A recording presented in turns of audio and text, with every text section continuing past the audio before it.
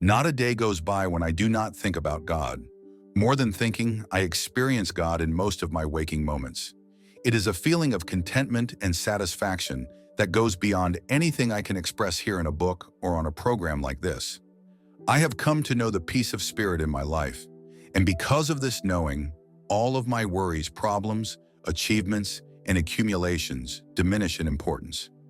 In this program, I will develop 10 principles for success and inner peace which, if mastered and practiced daily, will also guide you toward the same sense of tranquility. I have often been asked to speak at high schools and universities over the past 3 decades. Frequently, my readers have encouraged me to write for young adults who are embarking on the journey of adulthood and to share with them my secrets, so to speak, for being successful and happy. The 10 secrets in this program are the very ones I talk about or write about when I have the chance to address young people. However, they are valuable for anyone who has consciously decided to follow their own life path. Each of us makes that choice according to our individual biological clock. For some, it is early in youth, and for others it happens in the mature years or in old age. These secrets apply whether you are just beginning your life path, approaching its end, or at any point along the way. Most programs of this kind, as well as commencement addresses, emphasize the importance of hard work, dedication, financial planning, relationship strategies, choosing the right career, listening to your elders and respecting the rules, setting realistic goals, living a healthy lifestyle, and being in a state of gratitude. This is good advice, and it certainly benefits those who choose to listen and apply this wisdom. Yet in my experience, both as a lifelong teacher and the father of 8 children ranging from 11 to 33 years old, this kind of advice by itself leads one to wonder, is this all there is? So I have no advice about goal setting and putting your nose to the grindstone, nor about planning your financial future or listening to your elders, respecting your culture, and so on. In fact, I have almost always listened to my own impulses, paying the price for taking the road less traveled and resisting enculturation. It would therefore be somewhat hypocritical of me to tell you now to do as I say and follow my rules. Instead, I offer 10 secrets that allow your spirit to guide you. In my experience working with a variety of people over several decades, far too many choose to be anonymous members of the herd, which breeds an inner remorse that leaves them feeling like failures, full of conflict and resentment and wondering what the true meaning of life is. I created this program in the hope that it will help you avoid those feelings of insufficiency and feel the peace of God that truly defines success. Read these secrets with an open heart, apply the ones that resonate with you, and discard those that do not. When you feel at peace and successful, you will want to extend and export that peace and love. The violence, hatred, prejudice, and judgment in our world suggest we have a long way to go to achieve a world of inner and outer peace. I send you all love and all green lights. The first secret, have a mind that is open to everything and attached to nothing. Here is a quote from Ralph Waldo Emerson. I wish to say what I think and feel today with the proviso that tomorrow I may contradict it all. And here is a quote from Robert Frost. I always entertain great hopes. Having a mind that is open to everything and attached to nothing sounds easy until you consider how much conditioning has taken place in your life, and how many of your current thoughts were influenced by geography, the religious beliefs of your ancestors, the color of your skin, the shape of your eyes, your parents' political orientation, your size, your gender, the schools they chose for you, and your great-grandparents' vocation, to name just a few possibilities. You arrived here as a tiny baby capable of an infinite number of potentialities. Many of your choices remain unexplored because of a well-intentioned, one hopes, conditioning program designed to make you fit into your caregiver's culture. You likely had few opportunities to disagree with the social and cultural arrangements made for your life. There may have been some adults who encouraged you to keep an open mind, but if you are honest with yourself, you know that your life philosophy, your religious beliefs, your style of dress, and your language are functions of what your tribe and its heritage determined was right for you.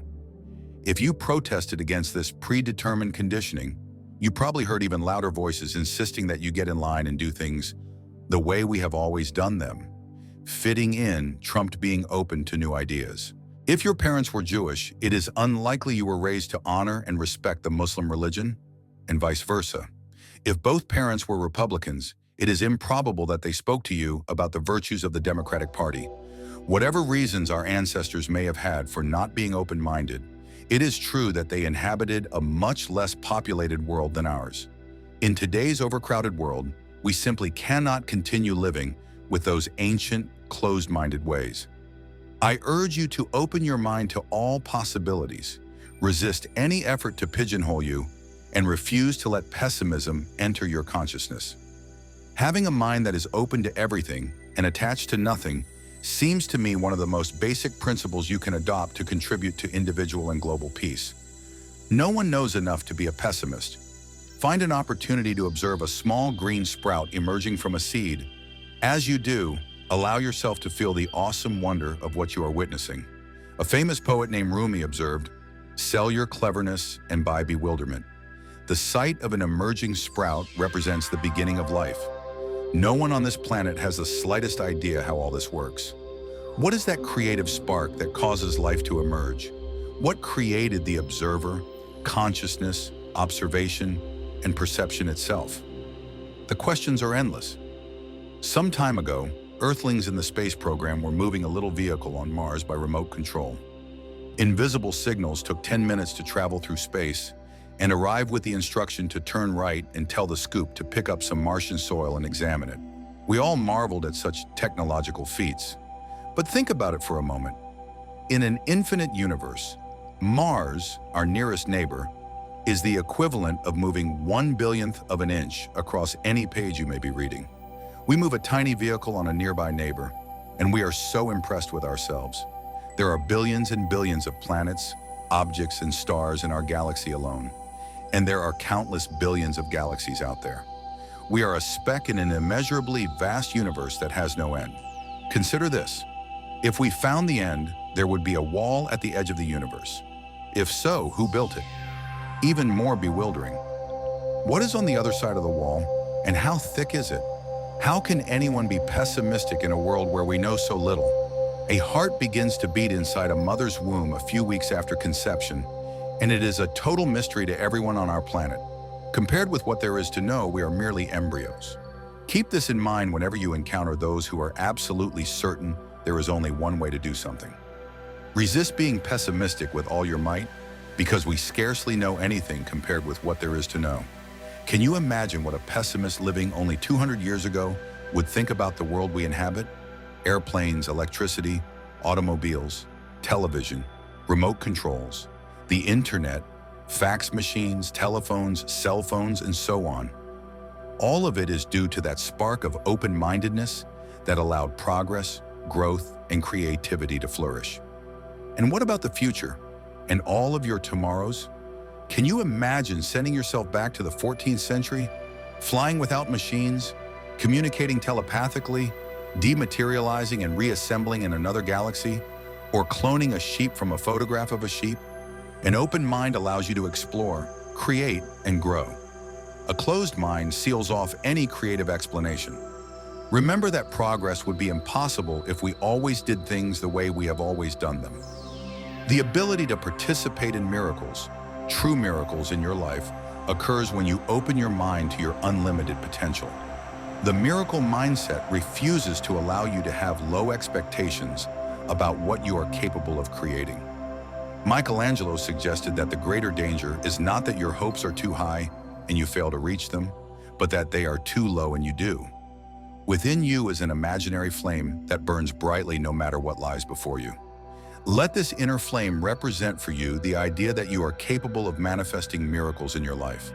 In every case of a person who experiences a spontaneous healing or overcomes what was considered impossible, the individual underwent a complete reversal of personality, in effect, rewriting everything is possible. Now tell me, what does that leave out? A mind open to everything means being peaceful, radiating love, practicing forgiveness, being generous, respecting all life, and, most importantly, seeing yourself as capable of anything you can conceive in your mind and heart. Whatever universal law has ever been used to manifest a miracle anywhere, at any time, and in anyone is still in effect. It has never been repealed and never will be. You possess the same energy, the same divine consciousness to be a miracle maker, but only if you truly believe it and know it within yourself. Understand that what you think about expands. As a man thinketh, so is he. If your thoughts are full of doubt and you have a closed, needful mind, you will act on that closed doubt and see evidence of your thinking virtually everywhere. On the other hand, if you decide, and make no mistake, it is a choice, to have a mind open to everything, then you will act on that eternal energy and be the creator and recipient of miracles wherever you are. You will experience what Walt Whitman meant when he wrote, "To me, every cubic inch of space is a miracle."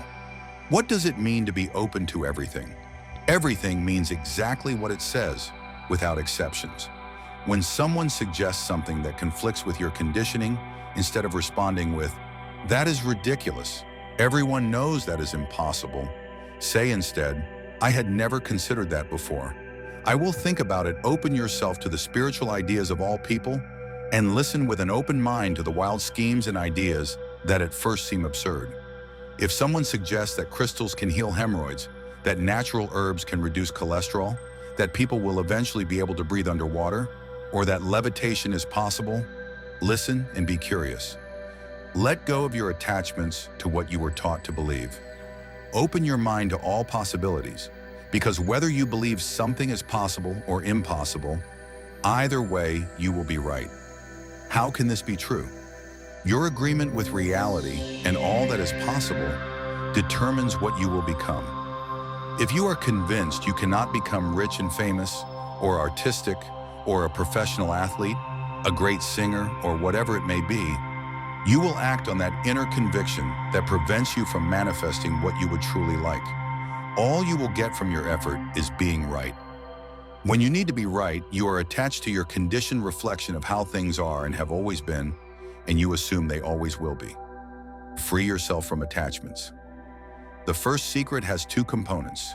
1, a mind open to everything, and 2, a mind attached to nothing.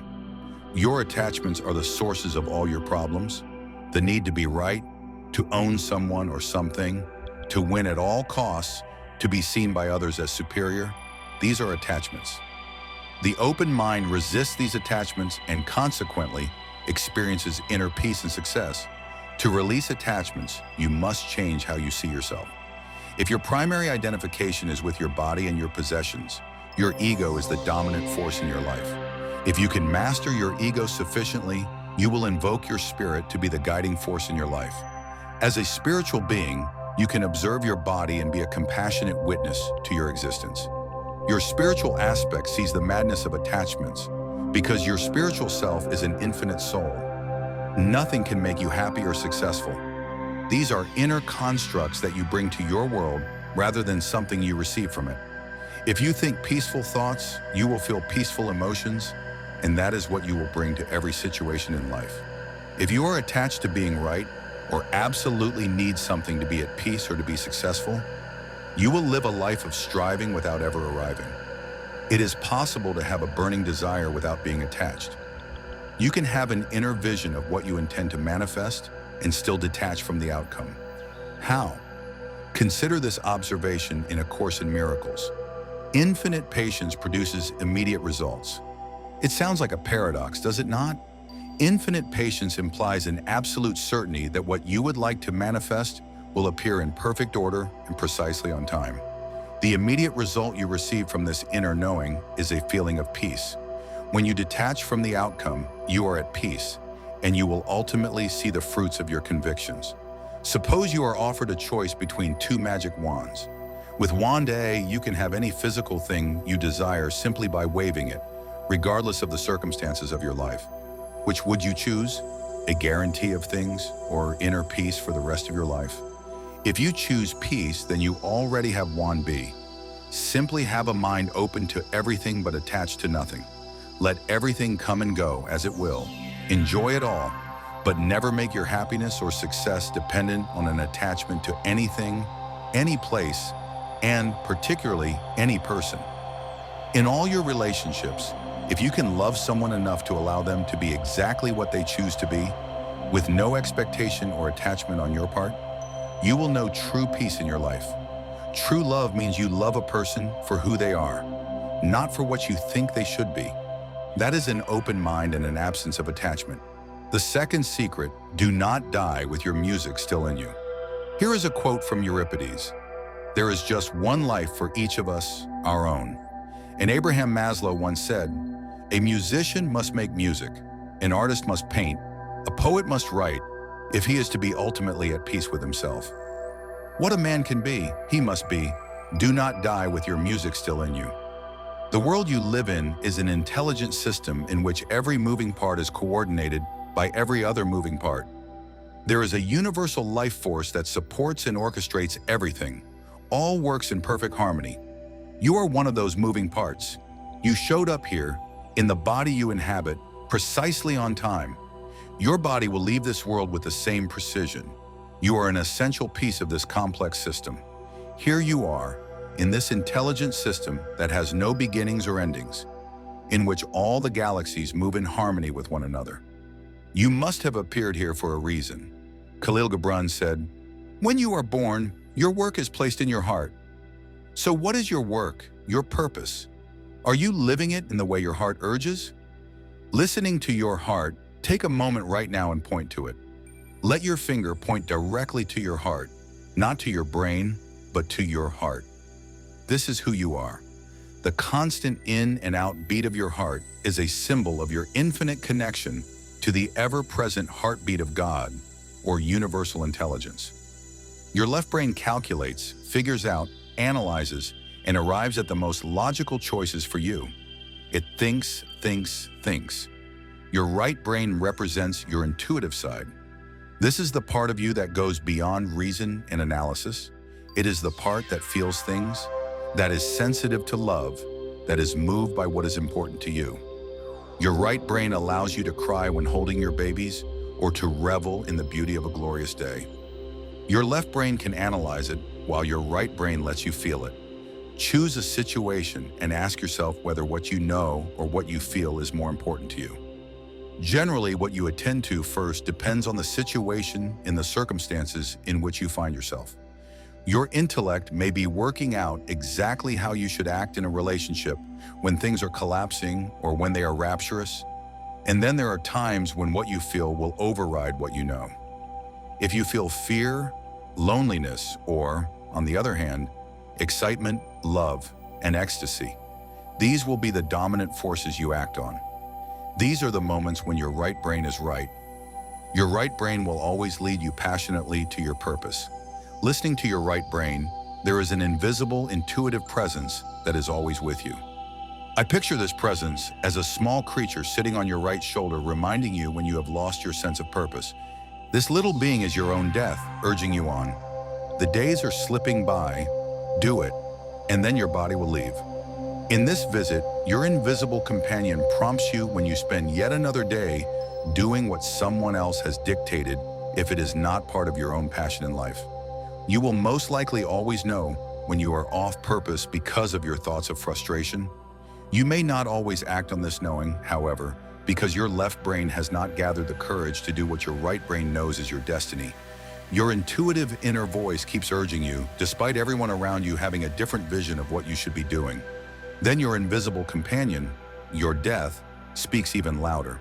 The volume is turned up, trying to get you to follow your dream.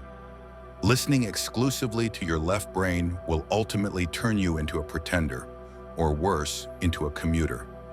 Getting up every morning and going with the crowd, doing that job that brings in money and pays the bills, then getting up the next morning and doing it all over again, as a well-known song suggests. Meanwhile, the music within you fades almost to the point of being inaudible. But your constant invisible companion always hears the music and continues tapping you on the shoulder. Attempts to get your attention can take the form of an ulcer, a fire to burn away your resistance, being fired from a stifling job, or being brought to your knees by an accident. Usually these accidents, illnesses, and strokes of bad luck finally get your attention, but not always. Some people end up like Tolstoy's character Ivan Ilyich, who on his deathbed laments, "What if my whole life has been wrong?" A frightening scene, I must say. You do not have to choose that fate. Listen to your invisible companion. Express the music you hear and ignore what everyone around you thinks you should be doing. As Thoreau said, if a man does not keep pace with his companions, perhaps it is because he hears a different drummer. Let him march to the music he hears, however measured or far away. Be willing to accept that others may even see you as a traitor, but you have not betrayed your music, your purpose. Listen to your music and do what you know you must to feel complete, to feel you are fulfilling your destiny. You will never be at peace if you do not let that music out and let it play. Let the world know why you are here, and do it with passion. Being passionate means taking risks. You may find yourself living a comfortable life. When you do not follow your instincts, you pay your bills, fill out all the right forms, and live a life of fitting in and doing it by the book. But it is a book written by someone else. Are you aware of that invisible companion telling you, this may look right, but does it feel right? Are you doing what you came here to do? For many people, the question is, how do I know what my heroic mission is? You will find your passion in what most inspires you. And what does the word inspire mean? It comes from in and spirit. When you are inspired, you never need to ask about your purpose. You are living it. For one of my children, it is riding horses and being in the stables. He is in heaven when he is on a horse, or even when he is mucking out a stall full of horse manure. Another daughter feels inspired only when she is singing, writing music, or performing. She has felt that since she was 2 years old. For another, it is her art and design that make her feel on purpose. For another, it is designing websites and creating computer programs for others. For me, it is writing and speaking and creating products to help people be self-reliant. This has always been my passion, even since I was a child. So what is your passion? What moves your soul and makes you feel totally in harmony with the reason you showed up here in the first place? Know this for certain, whatever it is, you can make a living doing it and at the same time be of service to others. I guarantee it. The only thing that will keep you from playing the music you hear and marching to the unique rhythm that resounds within you is fear. According to A Course in Miracles, there are only 2 basic emotions. One is fear, the other is love. You may fear the disapproval of others. Take that risk and you will discover you receive more approval when you do not seek it than when you do. You may fear the unknown. Take that risk as well.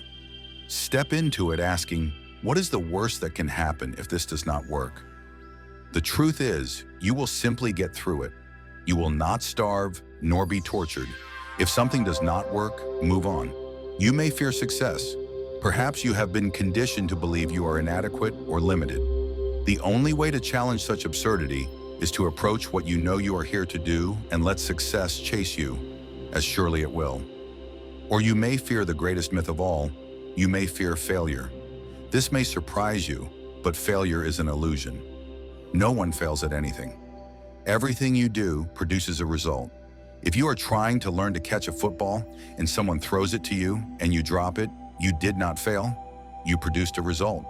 The real question is, what do you do with the results you produce? Do you walk away lamenting that you are a failure at football? Or do you say, throw it again, until you are finally catching footballs? Failure is a judgment. It is just an opinion. It comes from your fears, which can be eliminated by love. Love for yourself, love for what you do, love for others, love for your planet. When you have love within you, fear cannot survive. Consider the message of this ancient wisdom. Fear knocked at the door. Love answered, and no one was there. That music you hear within you urges you on.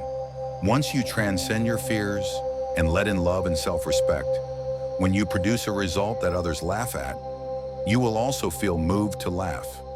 When you respect yourself, stumbling lets you laugh at yourself. An occasional stumble is not something you fear and avoid. The poet Rudyard Kipling declared, if you can meet with triumph and disaster and treat those 2 impostors just the same, yours is the earth and everything that's in it. The key word here is imposters. They are not real. They exist only in people's minds. Follow your right brain, listen to how you feel, and play your own unique brand of music. You will have nothing and no one to fear, and you will never experience that terror of lying on your deathbed someday saying, what if my whole life has been wrong? Your invisible companion on your right shoulder will nudge you every time you stray from your purpose. It makes you aware of your music. So listen to it and do not die with that music still in you. The third secret, you cannot give what you do not have. Here are two of my favorite quotations. One from George Bernard Shaw: "No man who is occupied in doing a very difficult thing and doing it very well ever loses his self-respect." And this from Johann Wolfgang von Goethe: "As soon as you trust yourself, you will know how to live." You cannot give what you do not have. Of course you cannot give what you do not have. That seems so obvious that you might wonder why I would make it one of my 10 secrets for success and inner peace. It is because I have discovered that most people who do not enjoy inner peace and success in their lives have not mastered this simple truth. Think of the people you know who give love in response to negative energy directed at them. There are not many who respond lovingly in that situation. Those who do are able because they have love to give. They know it is impossible to give what they do not have, and they have gone the extra mile to acquire what they most want to attract as well as to give. If love and joy are what you want to give and receive, then remember that you cannot give what you do not have, but you can change your life by changing what is inside. If you are willing to make that extra effort, change what is inside, consider the following concept about your inner reality. Your thoughts create your reality because your thoughts determine how you respond to the situations in your daily life. Those responses are the energy you have within you to give to others. If you feel anger, it is because you have angry energy in your body. Like everything in our universe, your thoughts are a form of energy. Everything you feel and experience results from what I call attractor energies. This means you get back what you are sending out to the world. Therefore, what you have attracted to you is what you have to give to others. Low energy attracts low energy. Some low energy thoughts are anger, hatred, shame, guilt, fear. Not only do they weaken you, they also attract more of the same. By shifting your inner thoughts to higher frequencies of love, harmony, kindness, peace, and joy, you will attract more of the same, and you will have those higher energies to give. These higher, faster frequencies that empower you automatically cancel and dissipate the lower energies, just as the presence of light makes darkness disappear. Love and respect yourself. By becoming more loving with yourself, you will attract more of the higher and faster energies and begin to change what is inside you. Cultivate in your thoughts an inner voice, an attitude that is 100% of the time for you. Imagine an aspect of yourself that only supports and loves you. You might schedule a specific hour of the day during which that is the only thought you allow yourself to attend to. Gradually, this attitude will extend to other people. Even if you can do it only for a minute or two, you will begin to receive this energy back, and ultimately, you will be able to send thoughts of love and joy to everyone and everything in your world. Notice when your thoughts drift toward the lower energy of ridicule, hatred, or guilt, and change the thought in that moment if you can. If you cannot change the thought, at least love yourself for what you did do, namely, noticing it. Make a pact to remind yourself often of the secret of being unable to give anything you do not have, and then work on your personal program of self-love, self-respect, and self-empathy. The universe responds with the same energy we emit. If you attract many people who wish to take advantage of you, you need to consider what you are doing to attract victimizers into your life. If you encounter a lot of anger, explore the angry thoughts you carry inside.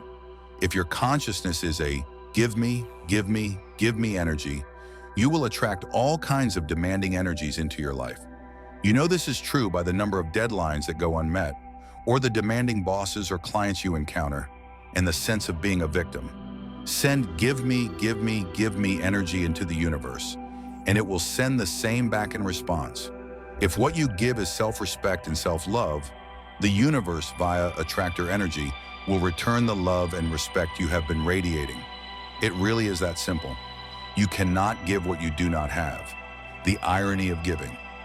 If you wanted to give your neighbor a dozen oranges as an expression of love, you would obviously need to be in possession of 12 oranges. If you intended to buy your parents a new car as a token of gratitude for getting you through medical school, you would naturally need to have the funds to do so.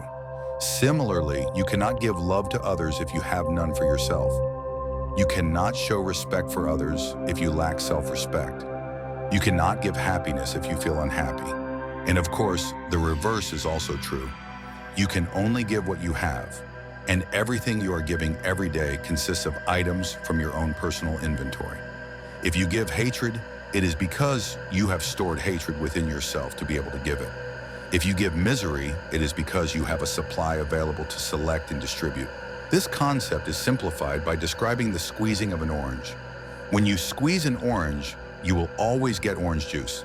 This is true no matter who does the squeezing, at what time of day you do it, what instrument you use, or what circumstances surround the squeezing of the orange. What comes out is what is inside. The same logic applies to you. When someone squeezes you in some way, that is, puts you under pressure or says something demeaning or critical, and out of you comes anger, hatred, bitterness, tension, depression, or anxiety, it is because that is what is inside. The irony is that you cannot give what you do not have, because you are always giving what you do have. If you want to move into the realm of purpose, giving and serving others, ask yourself, what do I have inside, and why have I chosen to store these types of energies within me to give to others? Finding your purpose. You most likely yearn to know what your purpose is.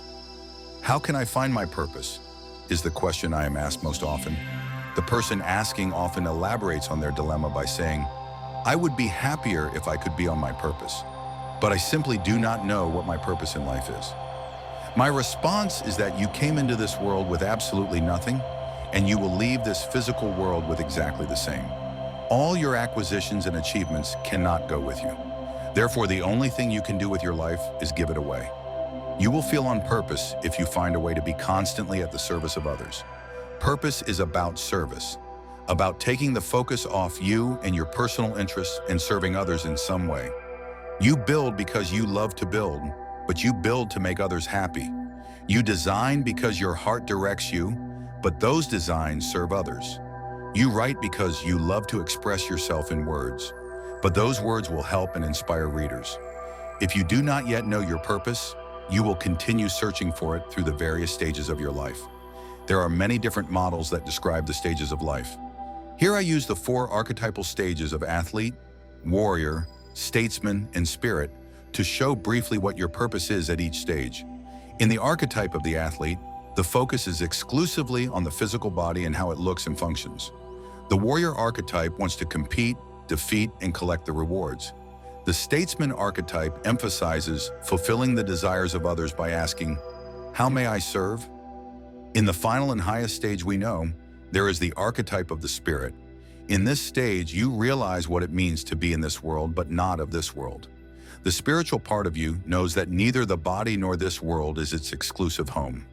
This archetype of spirit invites you to minimize your concerns with the material world and place more of your energy into the life of spirit, which is love and service. As you move through these 4 archetypes, you will find yourself thinking less and less about your personal interests and more about how you can make the world a better place for everyone. In this way, you discover a great truth. The more you chase your own goals and personal interests, the more they will elude you. But when you direct your thoughts, and then your activities, whatever they may be, to serving others, those things you used to chase will begin to follow you wherever you go. When you remove yourself from the picture entirely, the forces of the universe seem to conspire to provide you with everything you formerly sought for yourself. And then, because you are no longer attached to them, they will flow in and out of your life freely. In essence, I urge you to stop taking your life so personally. You can end any suffering by reminding yourself that nothing in the universe is personal. Of course, you have been taught to take life very personally, but this is an illusion. Master your ego and free yourself completely from taking anything personally. Keep these thoughts in mind, particularly when you feel lost or unsure of your purpose. My purpose is to give. I will direct my thoughts away from myself and spend the next hours looking for a way to serve someone or any creature on our endangered planet. This will return you to the realization that it does not matter what you do, so long as you can give. To give fully, be of service, and ultimately feel on purpose, you must be able to say yes. Ask yourself, do I truly possess what I wish to give? The 4th secret, embrace silence.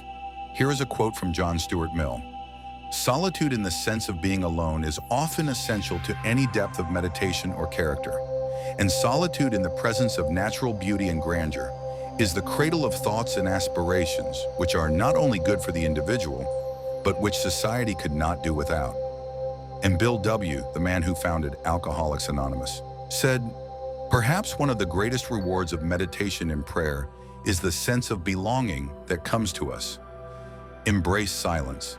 You live in a noisy world, constantly bombarded with loud music, sirens, construction equipment, jet aircraft, roaring trucks, leaf blowers, lawn mowers, and tree cutters. These artificial, unnatural sounds invade your senses and keep silence at bay. In fact, you have been raised in a culture that not only avoids silence, but fears it. The car radio must always be on, and any pause in conversation is an awkward moment that most people quickly fill with chatter. For many, being alone is a nightmare, and being alone in silence is pure torture. The famous scientist Blaise Pascal once observed, "All of mankind's miseries derive from not being able to sit quietly in a room alone. The value of silence. There is a momentary silence in the space between your thoughts, of which you can become aware with practice. In this silent space, you will find the peace you crave in your daily life. You will never know that peace if you have no spaces between your thoughts. It is said that the average person has 60,000 separate thoughts each day. With so many thoughts, there are virtually no spaces. If you could reduce that number by half, you would open up a whole world of possibilities for yourself, because it is when you sink into silence and become one with it that you reconnect with your source and know the peace that some call God. Be still and know that I am God, it is said so beautifully in the Psalms of the Old Testament. The key words are still and know. Be still actually means silence. Mother Teresa describes silence and its relationship with God by saying, God is the friend of silence. See how nature, trees, grass, grows in silence. See the stars, the moon, and the sun, how they move in silence. We need silence to be able to touch souls. This includes your own soul. It is truly the space between the notes that makes the music you enjoy so much. Without the spaces, all you would have is one continuous, noisy note. Everything that is created arises out of silence. Your thoughts emerge from nothingness. Silence, your words arise from this void. Your very essence arose from the void. Those who will follow us are waiting in the vast emptiness. All creativity requires some stillness. Your sense of inner peace depends on spending some of your life energy in silence to recharge your battery, eliminate tension and anxiety, and rediscover the joy of knowing God, of feeling closer to all humanity. Silence reduces fatigue and allows you to experience your own creative juice. The second word in the Old Testament observation is know, refers to making your personal, conscious contact with God. Knowing God is banishing doubt and becoming independent of others' definitions and descriptions of God. Instead, you have your own personal knowing. And as Melville reminded us so movingly, the only voice of God is silence. Accessing more silence in your life. I urge you to demand more and more silence in your life. One of the most effective ways to accomplish this is to make meditation a daily practice. And remember, there is no such thing as a bad meditation. Give yourself time to sit quietly alone. At first, your thoughts will run amok. This is a waste of time. I should be outside being productive. I have so many other things to do. Hundreds of unrelated thoughts will arise in your mind. But you can weather this internal storm of mental protest by sitting quietly and becoming the observer of all that internal chatter. Eventually, you will be able to move into the spaces between your thoughts and notice how peaceful you feel in that silent space. When you emerge from it, you will be changed. Try it right now. Use the Lord's Prayer. Focus on the word Father and then on Our. Try to enter the space between the two words, Father and Our, and do it again with who and art, within and heaven. Slip momentarily into the space and notice how peaceful and exquisite you feel there. I teach a meditation that I describe in detail, and I guide you through it with my voice on a CD or cassette called Meditations for Manifesting. This meditation uses the sound of Ah as a mantra to keep your thoughts from straying during morning meditation. This mantra sound is present in virtually every name of the divine. Hear it, for example, in Yah, Allah, Krishna, Jehovah. By repeating this mantra sound, you make conscious contact with God. The evening meditation uses the sound the sound of gratitude for all that has manifested in your life. Repeating the sound in the morning and in the evening for about 20 minutes creates an opportunity for you to experience inner peace and success in a way you may never have known before. I discuss this further in a book called Getting in the Gap, Making Conscious Contact with God Through Meditation, available through Hay House. There are many opportunities to access silence. I try to meditate every time I stop at a red light. With the car stopped and my body inactive, often the only thing still moving is the thoughts in my mind. I use those 2 minutes or so at a red light to bring my mind into harmony with my quiet inner vehicle. I receive a wonderful silence bonus. I probably hit red lights 20 or 30 times in a day, creating 40 minutes to an hour of silence. And there is always someone behind me to let me know when my time is up, breaking the silence with a horn. Meditation does not only affect you, it also impacts everyone around you. When you are at peace, you radiate a different kind of energy than when you are stressed or depressed. The more peaceful you become, the easier it is for you to deflect the negative energies of those you encounter. This is like having an invisible shield around you that nothing can penetrate unless it is a spiritual energy higher than your shield. A hostile current is met with a smile and an inner knowing that this is not your problem. A person attempting to drag you into their misery cannot succeed without your consent. Your meditation practice keeps you immune. Not only can you deflect the negativity of those around you, but your sense of peace will bring others into harmony with you. Studies have been conducted measuring serotonin levels of those who find themselves in the vicinity of a large group of meditators. Serotonin is a neurotransmitter in your brain that indicates how peaceful and harmonious you feel. Astonishingly, merely being in the energy field of those who meditate elevates observers' serotonin levels. The implications are astounding. The more you achieve inner peace through meditation, the more your state of peace will impact those around you. I find that my meditation not only calms me, but also has a calming effect on my family and those around me. But the primary benefit is that after meditating, I find it nearly impossible to feel upset or negatively impacted by anything. Meditation seems to bring me into contact with a soothing source of energy that makes me feel deeply connected with God. Making conscious contact with God. Most organized religions have taken on the task of explaining God to their congregations, including all the rules God supposedly established for humanity. You cannot come to know God through the experience or testimony of others. This must be done by you. I urge you to meditate because it will bring you more peace, eliminate stress, calm your environment, and deflect negativity. All this and more will definitely appear when you meditate regularly. I include embracing silence as one of my 10 primary secrets for inner peace and success, chiefly because it is the only vehicle I know for making conscious contact with God. God is what is, indivisible. There is only one omnipresent presence called God. This presence is everywhere and is a force that creates and sustains life. It can never be divided or cut into pieces. There is only one power in the universe, not two. Everything in your experience as a human being seems to be in duality. Up exists because of its opposite, down. Light exists because of darkness. Right exists because of wrong. You have never seen a person with a front who does not also have a back, or an outside without an inside, or a north pole of a magnet without a south pole. Our physical world is a world of dichotomies and combinations of opposites, always divisible. Silence, however, is the only experience you can have that is indivisible. Cut silence in half, and all you get is more silence. There is only one silence. Therefore, silence is your only way to experience the oneness and indivisibility of God. That is why you want to meditate. This is how you know God, rather than settling for knowing about God. You will find your answers in silence. Remember, it is out of the void, out of nothingness, that everything is created. When you write a musical note, the silence out of which it comes is as important a part of the note as the sound. The same is true of the healing of anything, or any relationship. Going into stillness and listening will inspire you. I cannot imagine speaking or writing without first going to God in silence. I seek time and space alone to allow my inspiration to arise. The wilderness is therapy. At any time in your life when you feel unwell in any way, go to nature and find your peace. Sending troubled teenagers into the wilderness to care for animals and live with nature almost always brings them peace and serenity.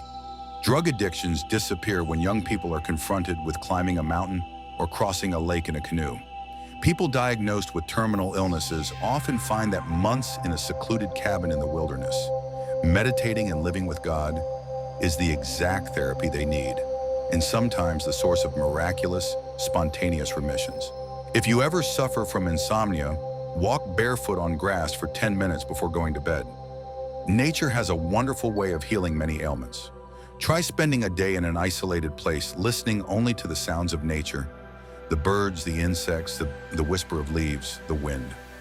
These are the sounds of healing that can counteract the painful sounds of 18-wheelers, cement mixers, blaring radios, and the like. Give yourself opportunities to be in nature as a regular part of your life routine. Take a day every month or every week or two to be alone and commune with God.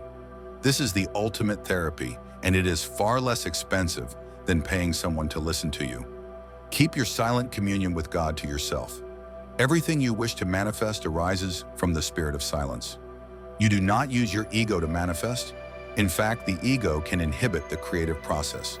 For this reason, I urge you not to disclose your private perceptions about what you intend to create. As St. Paul said, "What is seen was not made out of things which appear." When you talk about your emerging manifestation ideas and relate your perceptions to others, you often feel the need to explain and defend them. What happens is that the ego has entered the scene, and once the ego is present, manifestation stops. Silence is where manifestation occurs. So keep your potential miracles within the cherished silence you embrace as often as possible. You can trust it and delight in the serenity and inner peace that silence and meditation always bring. The fifth secret, give up your personal history. Here is a great quote from William Butler Yeats. Florence Farr once said to me, "If we could say to ourselves with sincerity, 'This moment is as good as any moment that ever was,' we could die and go straight to God." And Agnes said once, "Here lies my past. Goodbye. I have kissed it. Thank you, children. I would not have missed it. Give up your personal history." When a speedboat skims across the surface of the water, there is a foamy white trail behind it that is called the wake. The wake is nothing more than the trail left behind. The answer to what propels the boat is that the boat moves because of the energy of the present moment generated by the engine. This is what causes the boat to move forward on the water. Do you believe it is possible for the wake to drive the boat? Can the trail that is left behind make a boat go forward? These are rhetorical questions with obvious answers. I am sure you agree that the wake is only the trail left behind and is not what propels the boat forward. I am suggesting that you apply this idea to your life. The wake of your life is nothing more than a trail left behind. Seen this way, it is absolutely impossible for that wake to drive you forward. The wake is in no way logically responsible for what you are experiencing or failing to experience today. The wake is only what it is and nothing more, a trail you have left behind. But you have been victimized by your personal history. For more than a quarter of a century, I have worked with people to help them access higher levels of consciousness. It is my experience that most people live their lives in the wake, clinging to personal histories to justify their self-destructive behaviors and the scarcity in their lives. They cling to past hurts, abuses, and flaws as calling cards to announce a poor me status to everyone they meet within minutes of their introduction. I was abandoned as a child. I am an alcoholic. I am an incest survivor. My parents divorced and I have never gotten over it. The list could go on for hours. Your past is over. By tying yourself to your past, you not only ensure that you will be immobilized today, you also prevent yourself from healing. When you refer to past struggles and use them as reasons why you cannot move forward with your life today, you are doing the equivalent of attributing to the wake the ability to drive the boat. This works in reverse as well. Many people refer to the good old days, which are gone forever, as the reason they cannot be happy and fulfilled today. Everything has changed. No one respects anyone the way they used to. $1 used to be worth $1. Now everything is so overpriced. People do not seem to want to help the way they did in the past. When we were children, we respected, and so on, assigning responsibility to the past for why you cannot succeed or be happy today. Leaving the wake. Imagine a pencil that can only write your past history. It has no other use. Your entire past is in that pencil. Are you going to keep it? For what? Are you going to give it up? Perhaps Omar Khayyam will inspire you with this poem, written 1,000 years ago. The moving finger writes, and having writ moves on. Nor all thy piety nor wit shall lure it back to cancel half a line, nor all thy tears wash out a word of it. You can cry the night through over the history in that pencil, all that it contains and all that you wish you could erase or bring back. But all your tears cannot wash out a single word of the past, as the poet-philosopher reminds you. You want to let go of your personal history, symbolized by that pencil. Yet as you walk away from it, no matter how far you go, you look back, and there it is. You are ready to dispose of your personal history and move completely into the present moment. But the pencil is always there when you look behind you. I suggest that you pick up the pencil and with compassion, allow the words of hurts and pains from the past to be written. Embrace them, examine them, understand them, accept them, and love them for all that you have learned and experienced. The act of picking it up and embracing it will give you the strength to transform the past into a song, a poem, a painting, or a ritual if you feel the need to do such things, or to discard it in your own unique way. Embracing your personal history in a universe that is an intelligent system with a divine creative force supporting it means there simply cannot be accidents. As difficult as it may be to recognize, you had to go through what you went through to get to where you are today, and the evidence is that you did. Every spiritual advance you will make in your life will very likely be preceded by some sort of fall or apparent disaster. Those dark times, accidents, difficult episodes, periods of poverty, illnesses, abuses, and shattered dreams were all in order. They happened. Therefore, you can assume they had to be, and you cannot make them not happen. Embrace them from that perspective, with help if you need it, and then understand them, accept them, honor them, and finally retire them or transform them your way.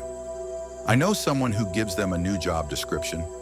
Be free to plunge into this moment, the now, which is called the present because it is precisely that, a gift to be opened, savored, nurtured, played with, enjoyed, and explored. All you have is now. The willingness and ability to live fully in the now eludes many people.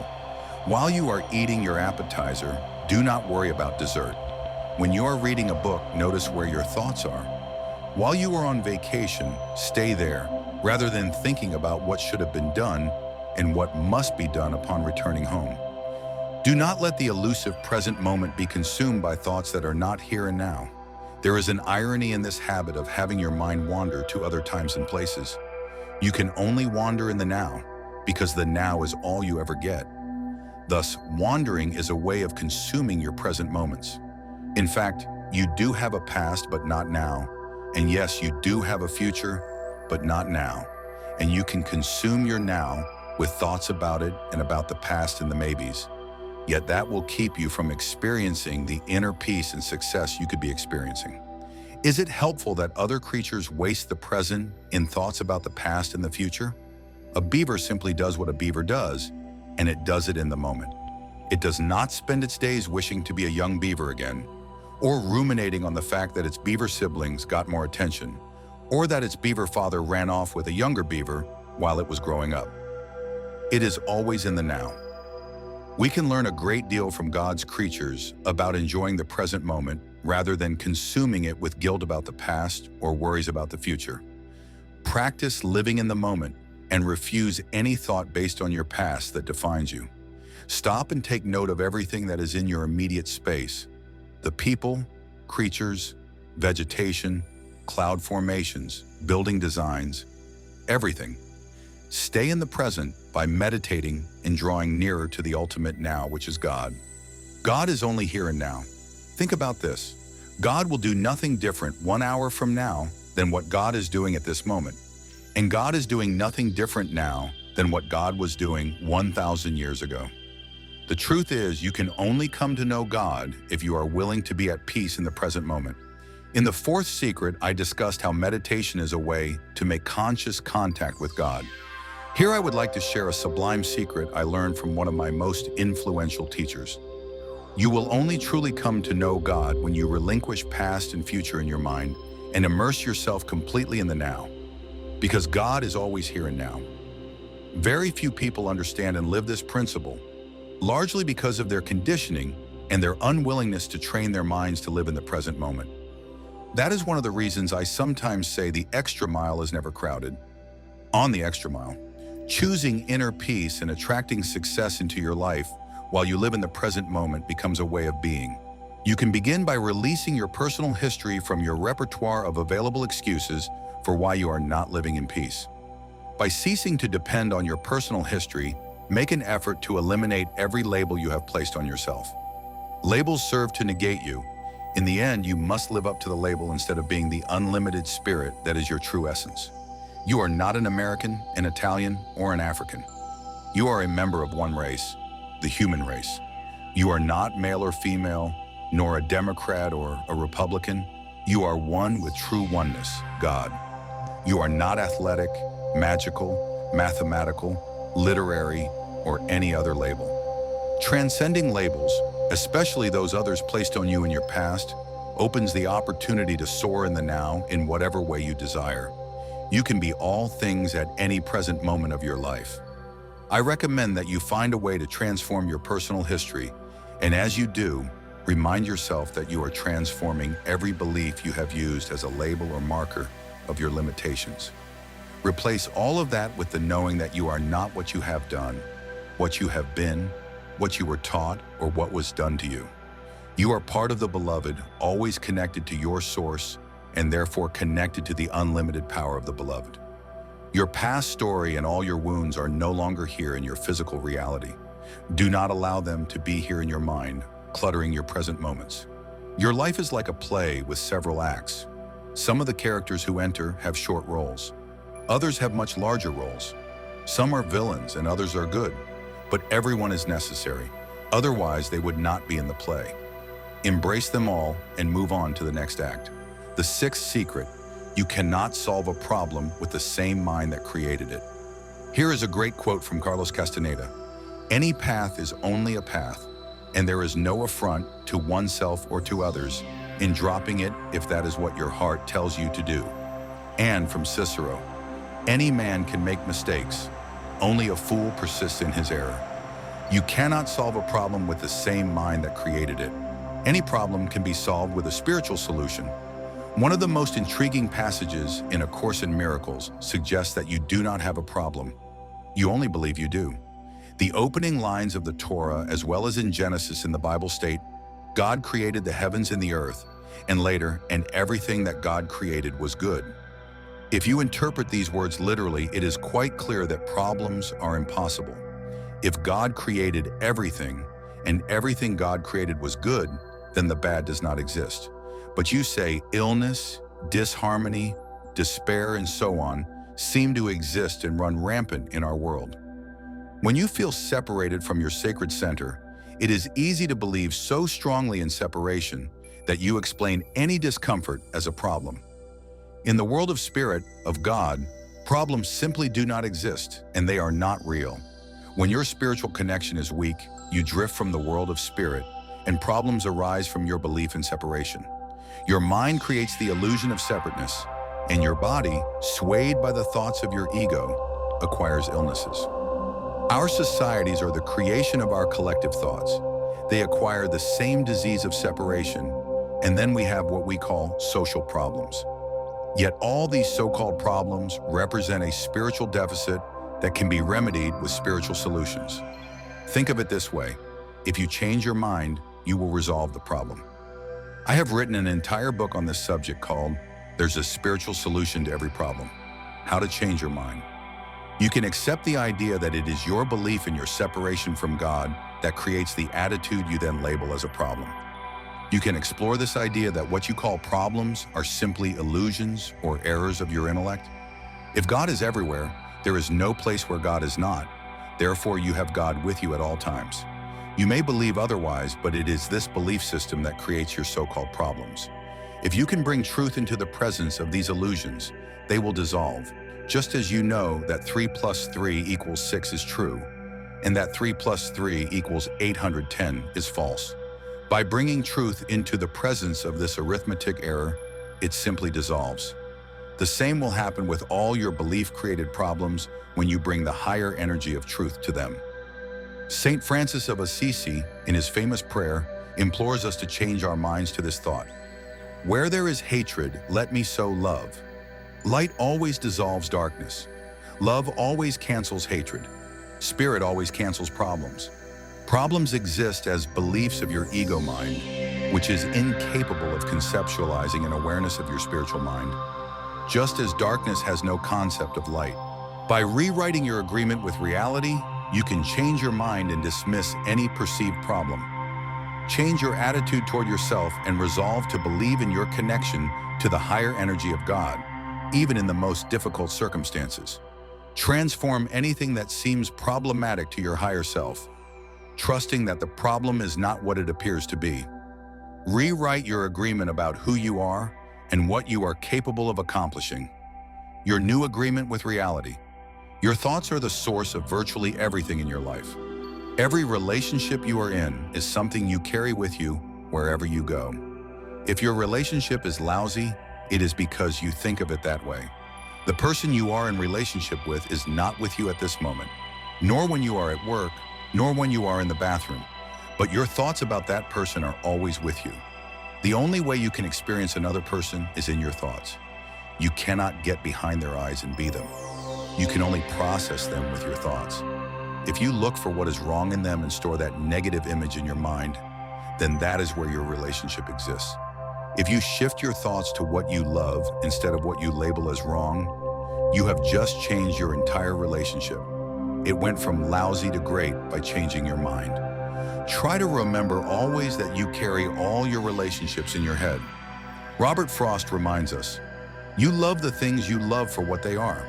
When you forget this and process other people based on what you think they should be, or what they used to be, or how they compare with what you are, then you have moved love away, and in your mind the relationship has soured.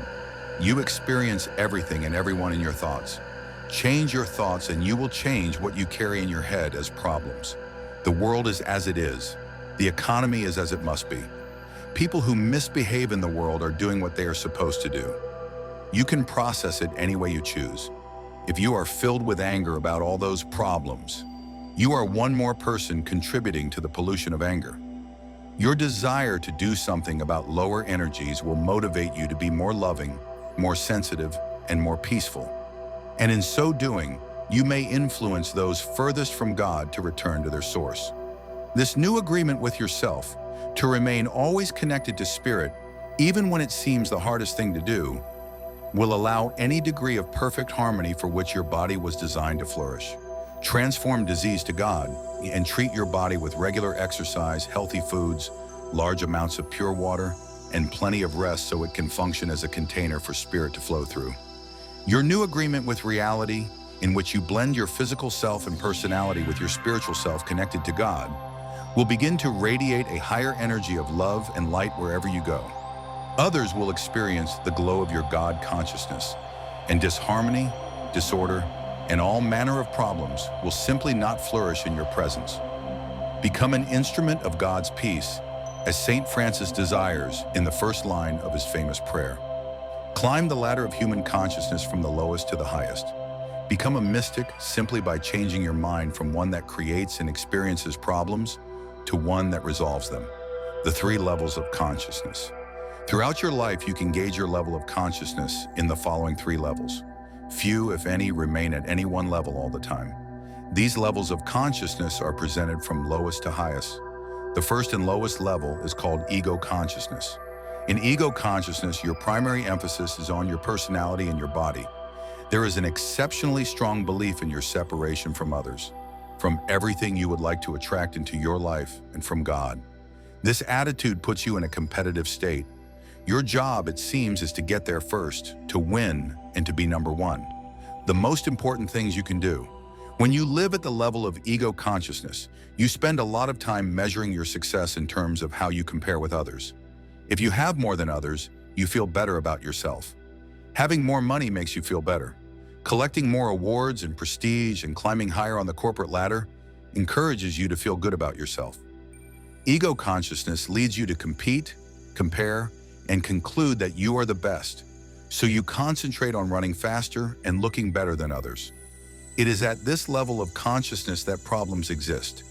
Here is where your inner peace is virtually impossible, and success eludes you because you must always be striving to be someplace else.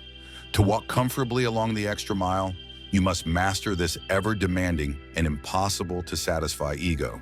Feelings of despair, anger, hatred, bitterness, stress, and depression stem from the ego's anxiety and its insistence on living by an external standard.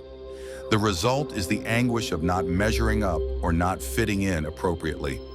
The ego will seldom allow you to rest and demands more and more, for it fears being labeled a failure.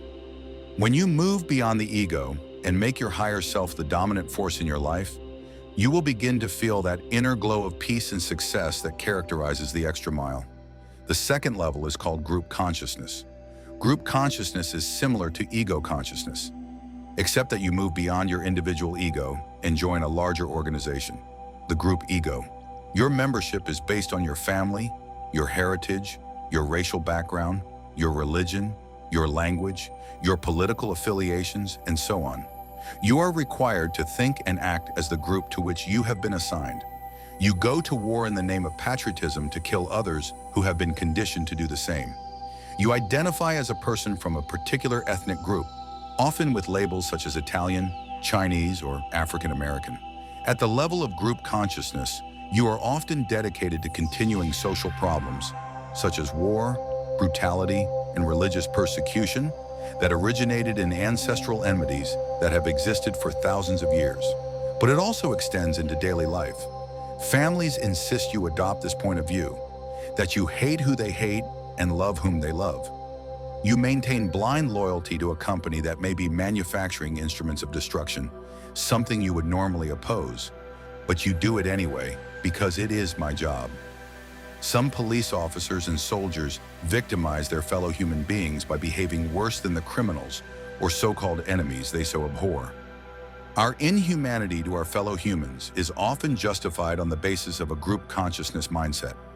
Gang or society members will behave horribly, incited by a group or clan mentality. In short, what the group dictates becomes your identity card as a human being. Remember that you cannot resolve any problem with the same mind that created it.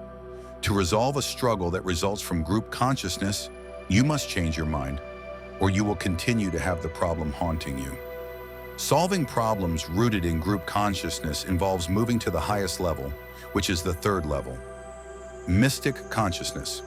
This problem-free level of consciousness is distinguished by the feeling of connection rather than separation.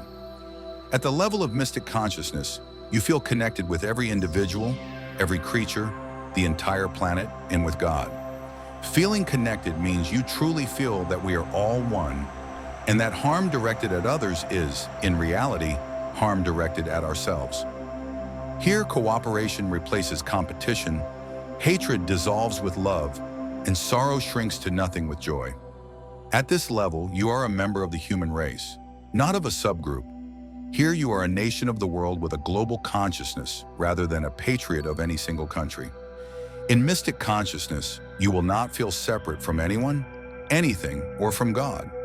You will not be what you have, what you achieve, or what others think of you. You will be the beloved, and you will have changed your mind. Problems will now be nothing but mind-born illusions that you no longer carry with you. As the great humanitarian Mahatma Gandhi said, a man is but the product of his thoughts. What he thinks, he becomes. And he becomes to the extent that he works for the welfare of his fellow beings.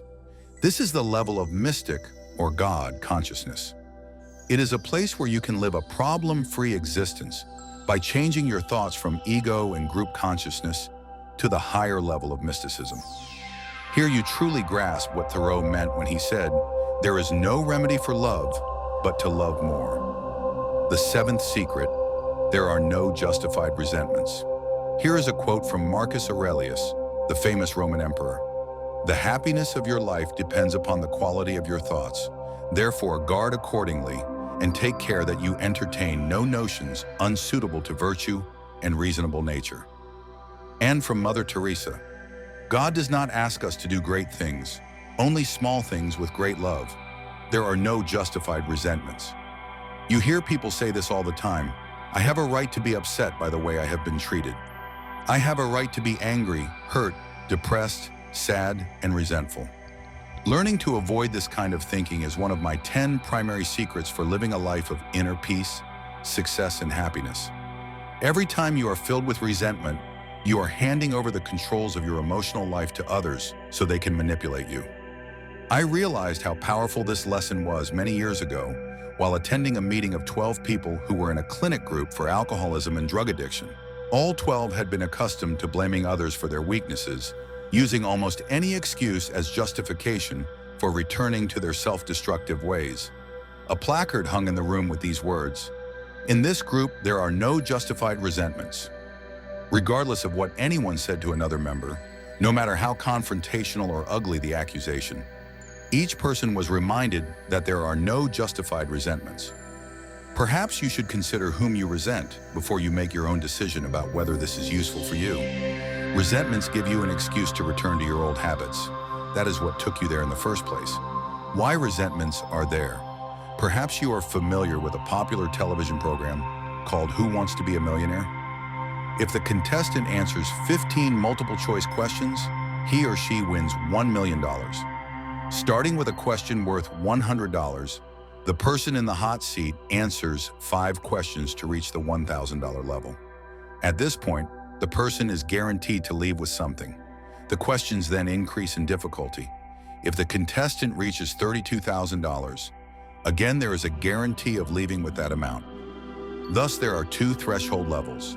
The $1,000 level, achieved by answering 5 relatively simple questions, and the $32,000 level, which involves 5 increasingly difficult questions.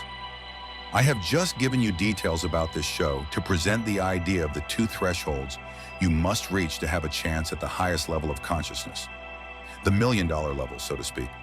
The $1,000 level is where you can learn to leave blame behind in your life. If you do not, you go home with nothing. Eliminating blame means not assigning responsibility to anyone for what you're experiencing. It means you are willing to say, I may not understand why I feel this way, why I have this illness, why I was victimized, or why I had this accident, but I am willing to say without blame or resentment that I accept it, live with it, and am responsible for having it in my life. Why do this? If you assume responsibility for having it, then at least you have the chance to assume responsibility for eliminating it or learning from it. If on the other hand, someone or something else is responsible in your mind, then of course you will have to wait until they change for you to get better, and that is unlikely to occur. So at the $1,000 level, blame must go, or you will go home with nothing and be unable to participate at higher levels. You must then be willing to pass a new test at the second critical threshold, the $2,000 question, which is the final obstacle you must face to move into the most exalted realm of self-realization and higher consciousness. The $1 million spiritual level, so to speak. At this level, you must be willing to send the highest, fastest energies of love, peace, joy, forgiveness, and kindness as your response to anything that crosses your path. This is the beginning of the extra mile, where you have only love to give. Someone says something you find offensive, and instead of opting for resentment, you are able to depersonalize what you have just heard and respond with kindness. You prefer to be kind rather than right. You have no need to make others wrong or to retaliate when you have been wronged. You do this for yourself. There is a Chinese proverb, if you are going to seek revenge, it is best to dig 2 graves. Your resentments will destroy you. They are low energies. And along the extra mile, you will only find others who have fully grasped this concept. Those who have not reached this level are all back with the crowd that left the game long ago on an easier question, and most are still there, wondering why they keep going home empty-handed. But I assure you, they continue blaming others for their emptiness. First, you must move beyond blame. Then you must learn to send love to everyone instead of anger and resentment. The story is told of an enlightened master who always responded to outbursts of criticism, judgments, and insults with love, kindness, and peace. One of his devotees asked how he could be so kind and peaceful in the face of such demeaning invective.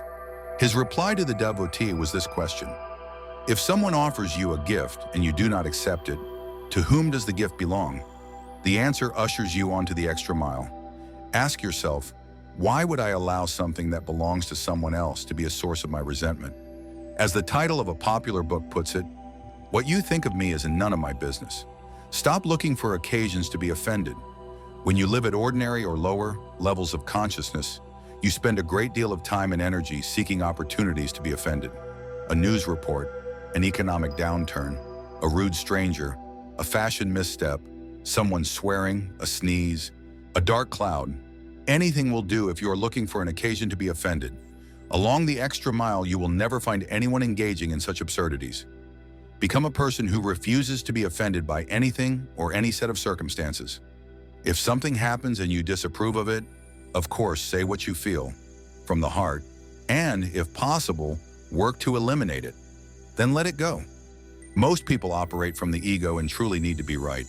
So when you encounter someone saying things you find inappropriate, or when you know they are wrong, forget your need to be right and instead say, "You are right about that." Those words will end potential conflict and free you from feeling offended. Your desire is to be at peace, not to be right, or to feel hurt or resentful. If you have sufficient faith in your own beliefs, you will find it impossible to be offended by the beliefs and behaviors of others. Not feeling offended is a way of saying, I have control over how I'm going to feel, and I choose to feel at peace regardless of what I observe happening. When you feel offended, you are practicing judgment. You judge someone else as stupid, insensitive, rude, arrogant, inconsiderate, or foolish, and then you find yourself upset and offended by their conduct. What you may not realize is that when you judge another person, you do not define them. You define yourself as someone who needs to judge others. Just as no one can define you with their judgments, neither do you have the privilege of defining others. When you stop judging and simply become an observer, you will know the inner peace I'm writing about here. With that sense of inner peace, you will free yourself from the negative energy of resentment and will be able to live a life of contentment. An additional bonus is that you will find others much more drawn to you. A peaceful person attracts peaceful energy. You will not come to know God unless you are at peace, because God is peace. Your resentments literally drive God out of your life while you are busy feeling offended. Not feeling offended will mean eliminating every variation of the following sentence from your available thought repertoire. If only you were more like me, then I would not have to be upset right now. You are as you are, and so are those around you. They will most likely never be like you, so stop expecting those who are different to be what you think they should be. It is never going to happen. It is your ego that demands the world, and all the people in it be as you think they should be. Your sacred higher self refuses to do anything except be peaceful and sees the world as it is, not as your ego would have it be. When you respond with hatred to hatred directed at you, you become part of the problem, hatred itself instead of part of the solution, love itself. Love holds no resentments and readily offers forgiveness. Love and forgiveness will inspire you to work on what you support rather than on what you oppose. If you are against violence and hatred, you will combat them with your own brand of violence and hatred. If you are for love and peace, you will bring those energies into the presence of violence, and ultimately hatred will be dissolved. When Mother Teresa was asked to march against the war in Vietnam, she replied, "No, I will not. But when you have a march for peace, I will be there." One last word about forgiveness and resentment. At the root of virtually all spiritual practices lies the notion of forgiveness. This is what flowed from Jesus of Nazareth as he was tortured on a cross by a Roman soldier, thrusting a spear into his side. It is perhaps the most healing thing you can do to remove the low energies of resentment and revenge from your life entirely. Think of every person who has ever hurt you, deceived you, let you down, or said cruel things about you. Your experience of them is nothing but a thought you carry. Those thoughts of anger and hatred represent slow, weakening energies that strip you of your power if you do not release them. If you do release them, you will know more peace. You practice forgiveness for two reasons. One, to let others know you no longer wish to be in a state of hostility with that person.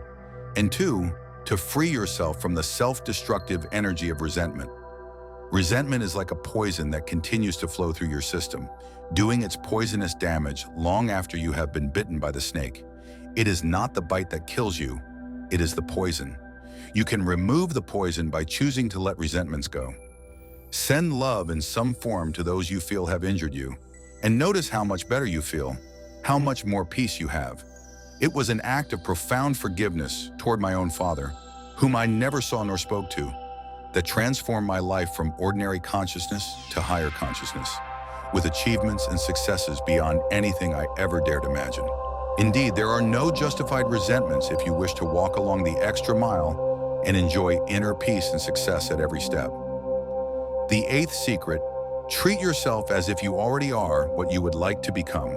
Thomas Aquinas once said, "It is necessary for man's happiness that he be mentally at peace with himself." And Epictetus, a slave who became a philosopher 2,000 years ago, said, "First say to yourself what you would be, and then do what you have to do." Treat yourself as if you already are what you would like to become. Whatever you imagine for yourself, no matter how lofty or impossible it may now seem, I encourage you to begin acting as if what you would like to become were already your reality. This is a wonderful way to set in motion the forces that will collaborate with you to make your dreams come true. To activate the creative forces that are dormant in your life, you must go to the unseen world, the world beyond your form. This is where what does not yet exist for you in the world of form will be created. You might think of it this way. In form, you receive information. When you move towards spirit, you receive inspiration. It is this world of inspiration that will guide you to access anything you would like to have in your life. What it means to become inspired. Some of the most significant counsel I have ever read was written more than 2,000 years ago by an ancient master named Patanjali. He instructed his devotees to become inspired. You may recall that the word inspire originates in spirit. Patanjali suggested that inspiration involves a mind that transcends all limitations, thoughts that break all their bonds, and an awareness that expands in every direction. Here is how you can become inspired. Place your thoughts on what you would like to become: an artist, a musician, a computer programmer, a dentist, whatever it may be. In your thoughts, begin to picture yourself as having the skills to do these things. Without doubt, only a knowing. Then begin to act as if these things were already your reality. As an artist, your vision leads you to draw, to visit art galleries, to talk with renowned artists, and to immerse yourself in the world of art. In other words, you begin to behave like an artist in every aspect of your life. In this way, you get out ahead of yourself and take charge of your own destiny while simultaneously cultivating inspiration. The more you see yourself as what you would like to become, the more inspired you will be. The latent forces Patanjali described come to life, and you discover you are a larger person than you ever dreamed. Imagine latent forces that were dead or non-existent springing to life and collaborating with you as a result of becoming inspired and acting as if what you desire were already here. By having the courage to declare yourself already where you want to be, you will all but compel yourself to act in a new, exciting, spiritual way. You can apply this principle to areas other than your chosen vocation. If you are living a life of scarcity and all the nice things many people enjoy are not coming into your life, perhaps it is time to change your way of thinking and act as if what you enjoy having were already here. Visualize the beautiful car that is your dream car and put a picture of it on your bedroom door as well as on the refrigerator.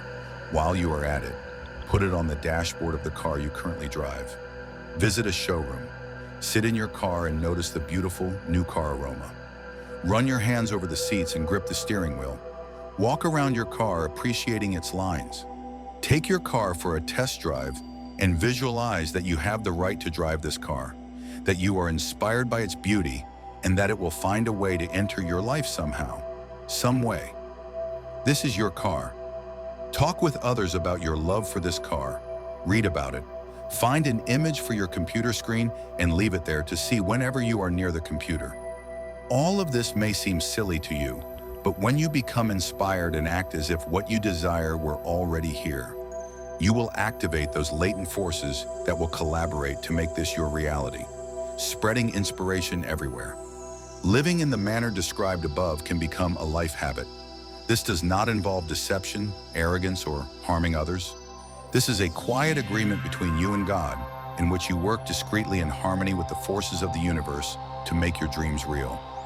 It involves a knowing on your part that success and inner peace are your birthright, that you are a child of God, and as such you are entitled to a life of joy, love, and happiness. In your relationships with your loved ones, co-workers, and family, act as if what you would like to materialize in those relationships were already here. If you want a sense of harmony in the workplace, keep a clear vision and expectation of that harmony. Then get out ahead of your day by seeing 5 o'clock in the afternoon arrive in peace for everyone when it is still 7:30 in the morning. Every time you have an encounter with someone, your 5 o'clock vision appears in your mind, and you act peacefully and harmoniously so as not to nullify what you know is coming. Additionally, treat others as if they too were everything they are capable of being. This kind of expectation leads you to say, "I am confident you will have everything ready this afternoon," instead of, "You are always late with everything, and I wish you would get your act together." When you treat others in this way, they will also move toward the destiny you have reminded them awaits them. In your family, especially with your children, it is important always to keep this little thought in mind. Catch them doing things right. Remind them often of their inherent brilliance, their capacity to be responsible, their innate talents, and their fantastic abilities. Treat them as if they already were responsible, intelligent, attractive, and honorable. "You are so terrific. I am sure you will feel great about your interview. You are so bright. I know you will study well and do fine on that exam. You are always connected with God, and God does not get sick. You will feel much better by this time tomorrow." When you act toward your children, parents, siblings, even distant relatives, as if the relationship were excellent and would continue to be so, and point to their greatness rather than their shortcomings, it is their greatness you will see. In your relationship with your partner, whoever that may be sure to apply this principle as often as possible. If things are not going well, ask yourself, am I treating this relationship as it is or as I would like it to be? Then how do you want it to be? Peaceful, harmonious, mutually satisfying, respectful, loving? Of course you do. As such, before your next encounter, picture it that way. Hold expectations that focus on the qualities of inner peace and success. You will find yourself pointing out what you love about that person instead of what they are doing wrong. You will also find the other person responding by acting in ways that produce those very results. This strategy for living works for virtually everything. Before speaking to an audience, I always envision them as loving, supportive, and enjoying a wonderful experience. Before writing, I see myself free of writer's block, inspired, with spiritual guidance available at all times. As A Course in Miracles reminds me, if you knew who walks beside you on the way that you have chosen, fear would be impossible. This is the heart of inspiration, along with seeing the future in terms of how you want it to be, and then acting exactly that way. Synchronicity and inspiration. There are no coincidences. Anything that coincides is said to fit powerfully. You move towards spirit and feel inspired when you are activating the forces of the universe to work with you. Since everything is spirit-guided, there is less distance between your thoughts and seeing the results of those thoughts materialize for you. As you place more and more of your energy on what you intend to manifest, you begin to see those intentions materialize. You will think of a particular person, and that person will mysteriously appear. You will need a book for your studies that you cannot find, and it will show up in a mysterious delivery. You will have in mind that you want information about a vacation spot, and it will arrive in the mail mysteriously. All those so-called mysteries you will soon see as part of the synchronicity of the universe working with your highly energized thinking. You must hold to the idea that you can negotiate the presence of these things by keeping your energy field always lovingly focused on what you intend to create, passionately. The law of attraction comes into play, and your thoughts literally become attractor energies. At first, it will seem uncanny, almost unbelievable. As you stay in spirit and act as if what you desire were already here, it will seem less and less baffling. Connected with God as you always are, you are the divine force that sets synchronicity into your daily life. You will very soon realize that what you think about is what expands. Therefore, you will become more aware and careful about what you think. This process of treating yourself as if begins with your thoughts, affects your emotional state, and finally impels you to action, from thoughts to feelings to actions. Everyone will respond affirmatively as you stay inspired and get out ahead of yourself in ways consistent with what you wish to become. Declare yourself a genius, an expert, someone in an atmosphere of abundance, and hold that vision so passionately that you can do nothing but act accordingly. In so doing, you will send attractor energy to work with you to materialize your actions based on those declarations. Treat everyone you meet with the same intention. Celebrate in others their finest qualities. Treat them all this as if way, and I guarantee they will respond in accordance with your highest expectations. It all depends on you, on whether you believe this is possible or impossible. Either way, you will be right, and you will see the justice of your thoughts manifesting everywhere. The ninth secret, treasure your divinity. Here is an observation from Albert Einstein. There are only two ways to live your life. One is as though nothing is a miracle. The other is as though everything is a miracle. And Walt Whitman once said, "In the faces of men and women, I see God." Treasure your divinity. You are a divine creation of God. You can never be separate from what created you. If you can think of God as the ocean and yourself as a vessel, it may be useful in moments of doubt, when you feel lost or alone, to remember that you are a vessel of God. When you dip your glass into the ocean, what you have is a glass of God. It is not as large or as powerful, but it is still God. As long as you refuse to believe otherwise, you will not feel separated from God. Think of a drop of water from the ocean of abundance that becomes separated from its source. Separated from its source, that drop of water will eventually evaporate and return to its source. The point is that while it is in its liquid form, disconnected from its source, it loses the power of its source. This is the essence of the secret of always treasuring your divinity. As long as you feel separated in your mind from your source, you will lose your divine power, the power of your source.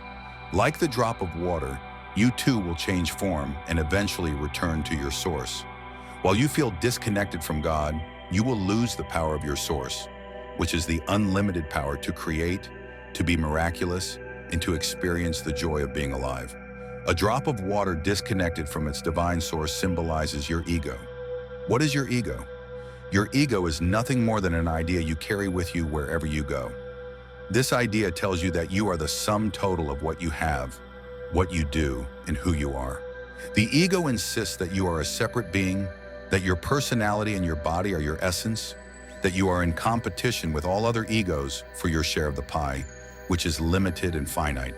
Therefore, the ego asserts that you must be wary of others who also want all that they feel is rightly theirs. Consequently, the ego leads you to believe there are enemies you must distrust at all times. Since you are separate from them, you must refuse to cooperate with them for fear of being cheated. The result is that you must distrust everyone. Your ego also tells you that you are separate from everything that is missing in your life, so you must expend a great deal of energy chasing what is missing. Moreover, because who you are, according to the ego, is your body and your personality, you are separate from God. God is outside you, a force to be feared, just like all those external forces that try to control you. So you beg this external force to grant you special powers to overcome all those other egos, working so hard to snatch what is rightfully yours. Your ego keeps you in a constant state of fear, worry, anxiety, and stress. It implores you to be better than everyone else. It pleads with you to strive harder and to get God on your side. In short, it maintains your status of separation from God and allows you to fear your own divinity, embracing your divinity. There is no place where God is not. Remind yourself of this every day. It has been said that God sleeps in the minerals, rests in the vegetables, walks in the animals, and thinks in us. Think of God as a presence rather than a person, a presence that allows a seed to germinate, that moves the stars across the sky and, at the same time, moves a thought through your mind, a presence that makes the grass grow and your fingernails as well. This presence is everywhere, therefore it must also be in you. And if it is everywhere, it must be in everything you perceive as missing in your life. In some inexplicable way, you are already connected to everything you would like to attract into your life by the presence of this all-powerful, universal spirit called God. Perhaps you have read about some of the great saints in India. They seem to possess magical powers of instantaneous manifestation. Their presence seems to heal the sick, and they communicate a sense of divine bliss and peace to all they meet. One such saint was asked by a Western reporter, "Are you God?" The saint replied without hesitation, "Yes, I am," at which everyone present seemed stunned. After a short pause, he continued, "And so are you. The only difference between you and me," he said, "is that I know it and you doubt it. You are a part of God. You are a divine creation, a being of light who showed up here as a human being at the exact moment you were meant to. Your body will depart at the exact right moment as well. But you are not that body you contemplate, nor are you its personality, nor any of its possessions and achievements. You are the beloved, a miracle, a piece of eternal perfection, a facet of the divine intelligence that sustains everything and everyone on this planet. In a world where this divine intelligence creates everything, there can be no accidents. Whenever you experience fear, self-rejection, anxiety, guilt, or hatred, you are denying your divinity and succumbing to the influences of that insidious ego mind that has convinced you of your disconnection from God. The author U.S. Anderson wrote an inspiring book many years ago called 3 Magic Words. Mr. Anderson writes about the ability to become a miracle maker and live up to the ideal of the promise made by Jesus Christ. Even the least among you can do all that I have done, and even greater things. The author does not reveal what the 3 magic words are until the end of the book, when the reader discovers that the words are, "You are God." Not God in the sense of being above everyone else and better than everyone else, but in the sense of being eternally connected to your source, the ever-present power of love that never abandons you and never runs out. You can rely on this source if you remind yourself that it includes you at all times. The 10th secret: wisdom is avoiding all thoughts that weaken you. William James, the father of psychology, said, "Believe that life is worth living, and your belief will help create the fact." And William Shakespeare said, "Nothing is either good or bad, but thinking makes it so." Wisdom is avoiding all thoughts that weaken you. Every thought you have can be evaluated in terms of whether it strengthens you or weakens you. In fact, there is a simple muscle test you can do to try out any thought you are having at this moment. It works like this. Extend your arm out to the side and ask another person to try to push it down while you resist. Think about telling a lie and notice how much weaker you are compared with when you think about a truth. This can be done for any thought that provokes an emotional reaction. In a book titled Power versus Force, David R. Hawkins, a physician, elaborates on this method and provides a map of consciousness to show you how every thought translates into weakening or strengthening you. Authentic wisdom is the ability to monitor yourself at all times, to determine your relative state of weakness or strength, and to change those thoughts that weaken you. In this way, you remain in a high, optimistic state of consciousness and prevent your thoughts from weakening each and every organ in your body. When you use your mind to empower, you appeal to what uplifts and encourages you. Power urges you to live and act at your own highest level, and it is compassionate. Force, on the other hand, implies against. This is different from power, which is a stable field that never moves against anything. Because force is against, it always creates a counterforce. That counterforce constantly consumes and must be fed. Instead of being compassionate, force is associated with competition and the control of others. For example, at an athletic event, your thoughts are on overpowering your opponent, being better than another and playing to win at any cost. Your body's entire muscular structure actually weakens because thoughts of force weaken you. If, on the other hand, in the midst of an athletic event, you can keep your thoughts on performing to the utmost of your ability, using your inner strength to marshal the energy to be as efficient as possible, And holding great respect for your God-given abilities, you will be empowering yourself. A thought of force requires a contrary force in a weakening battle, whereas a thought of power strengthens you. No counterforce is needed to consume your energy. Thoughts that weaken you. If a simple thought can weaken or strengthen the muscles of your arm, imagine what it must be doing to all the other muscles and organs of your body. Your heart is a muscle that is weakened by thoughts that disempower you. Your kidneys, liver, lungs, and intestines are all surrounded by muscles that are affected by your thoughts. The thought that most weakens most people is shame. The importance of forgiving yourself cannot be overstated. If you carry thoughts of shame about what you have done in the past, you are weakening yourself physically as well as emotionally. Similarly, if you use shame and humiliation on someone as a technique to get them to reform, you will create a weakened person who will never be empowered until those thoughts of shame and humiliation have been eliminated. Eliminating your own thoughts of shame involves the willingness to let go, to see your past behaviors as lessons you had to learn, and to reconnect with your source through prayer and meditation. After shame, the thoughts of guilt and apathy weaken you the most. They produce the emotions of guilt and hopelessness. Living in guilt is using your present moments to be immobilized by what has already happened. No amount of guilt will undo what has been done. If your past behavior mobilizes you to learn from your mistakes, this is not guilt. It is learning from the past. But wallowing now over those errors is guilt, and it can only occur now. Releasing guilt is like taking a great weight off your shoulders. Guilt is released through the thoughts of love and self-respect. You empower yourself with love and respect by letting go of standards of perfection and refusing to use the precious currency of your life, that is, the now, with thoughts that only continue to frustrate and weaken you. Instead, you can promise yourself to be better than you used to be, which is the true test of nobility. Apathetic thoughts create despair. These are the thoughts that keep you away from life. Apathy springs from self-pity and the need to be continually entertained to avoid boredom. You can never be apathetic or lonely if you love the person you are alone with. Every moment of every day presents an unlimited number of choices to live fully and be connected to life. You do not need a television or a radio blaring constantly to avoid apathy. You have your own mind, a realm of unlimited potential. You have the choice each day to wake up and say, "Good morning, God," or "Oh God, morning." It is always a choice.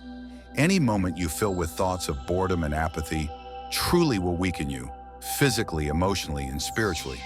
To me, it is an insult to this wonderful universe, filled with 100 million miracles, to allow myself to be weakened by thoughts of boredom or apathy. Other prominent thoughts that compete to weaken you include fear and anger. Both categories of thought employ force, which produces a counterforce in an inner atmosphere of tension and weakness. When you are fearful, you have moved away from love. Remember, perfect love casts out all fear. What you fear, you will resent, and eventually you begin to hate it.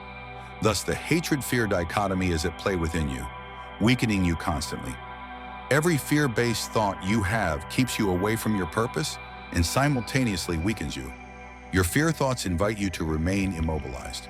When you find yourself in a fear mode, stop right there and invite God into the scene.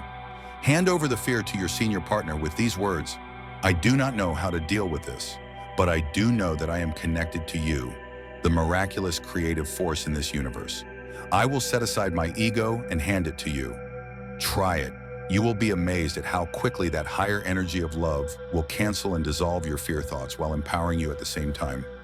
Anger itself is an emotional reaction to thoughts that say, "I want the world to be the way I want it, not the way it is. Therefore, I am angry." Anger is often justified as normal, but it will always weaken you. And as this principle reminds you, wisdom is avoiding all thoughts that weaken you. You do not have to be angry to correct a wrong or to work toward a better world. As you become more peaceful, you will have only peace to give. Moments of frustration will not ignite anger. They will help you become more aware, then propel you toward a solution. Every angry thought moves you away from love and toward violence and revenge, which are forces that trigger counterforces, weakening everyone involved. All these thoughts of shame, guilt, apathy, fear, and anger are energies, since everything in our universe is a vibratory frequency. Those that weaken you are low, slow frequencies and can be dissolved only by bringing the higher, faster energies of spirit into their presence. Thoughts that strengthen you. When you shift from a thought that is a very low energy vibration to one of a higher frequency, you move from weak to strong. When your thought is to blame others, you are weakened. When you shift to loving and trusting others, you are strengthened. Your thoughts come with a companion energy, so you are better off switching to those that empower you.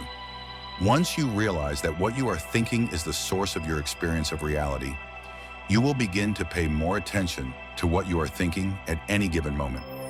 Many years ago, in a hugely popular audio program called The Strangest Secret, Earl Nightingale taught many of us that we become what we think about all day long. Your all-day thoughts determine whether you are being empowered or weakened, whether you are happy or sad, successful or not. Everything is a thought you carry with you. Happy thoughts create happy molecules. Your health is determined to a great extent by the thoughts you have. Think passionately that you are not going to catch a cold, and your body will respond to your thoughts. Refuse to entertain thoughts of jet lag, fatigue, or headaches, and your body will respond to your thoughts. Your mind tells your body to produce the drugs it needs to keep you healthy. Give someone a sugar pill and convince them it is an anti-arthritis medication, and that person's body will respond to the placebo with increased production of anti-arthritic energies. You can create health. You can also create divine relationships, business harmony, and even parking spaces. If your thoughts are focused on what you intend to attract into your life, and you hold that thought with the passion of absolute intention, you will eventually act accordingly, because the ancestor of every action is a thought. The most empowering thoughts you can have are those of peace, joy, love, acceptance, and willingness. These thoughts create no counterforce. Powerful, joy-filled, loving thoughts flow from your willingness to allow the world to be as it is. Then you are in a state of inner bliss, where serenity replaces striving. Reverence for all life replaces yearning and anxiety. And understanding supplants contempt. You become an optimist. Instead of seeing the glass as half empty, you always see it as half full. All of this is nothing more than a conscious decision on your part to control your thinking. Be aware at any moment of your life that you always have a choice about the thoughts you allow into your mind. No one else can put a thought there. Regardless of the circumstances you find yourself in, it is your choice. Choose to replace thoughts that weaken you with thoughts of a higher spiritual frequency. Do not convince yourself that it cannot be done, or that it is easier said than done. Your mind is yours to control. You are the creator and selector of your thoughts. You can change them at will. It is your divine inheritance, your corner of freedom that no one can take from you. No one can have control over your thoughts without your consent. So choose to avoid thoughts that weaken you, and you will know true wisdom. It is your choice, and those are my 10 primary secrets for experiencing success and inner peace in your life. God bless you. Namaste. Now that we have come this far, have you seen this other reflection from Wayne Dyer? I would not miss it.